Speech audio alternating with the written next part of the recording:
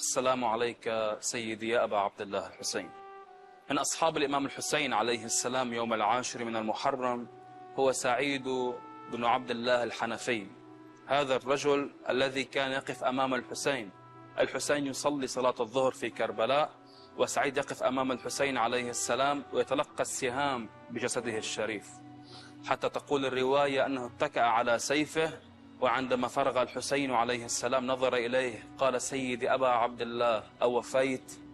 شوف معنى هذه الكلمة، عظمة هذه الكلمة، كل هذه التضحيات وسعيد يضحي، وفي آخر لحظات حياته وجسده كالقنفذ من شدة السهام، وينظر إلى الحسين ويقول: سيدي أبا عبد الله أوفيت؟ يقول له الحسين: إي والله وأنت أمامي في الجنة.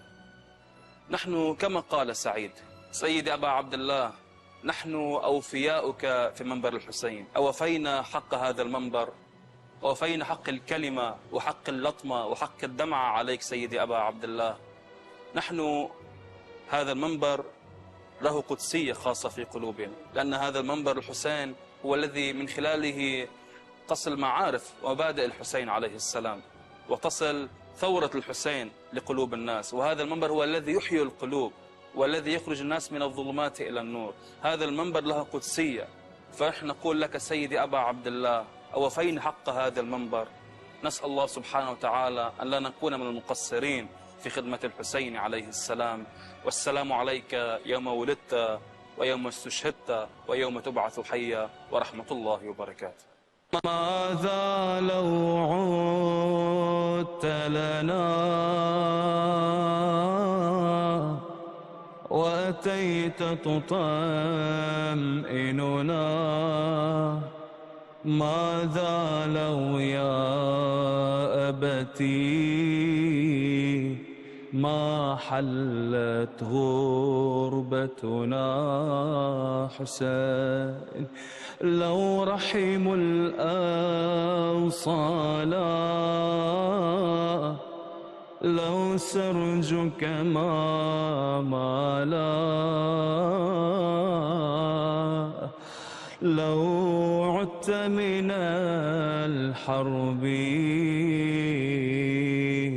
وحضنت الأطفال، تراك عين القلب ويعلو صوت الندب. أتأتي حسين تجلس قربي، أتأتي فما لو سلم الرأس، وما لو زالت شمس، وما لو بقي الأنس. ماذا يا أبي لو عدت لنا مع الكفيل؟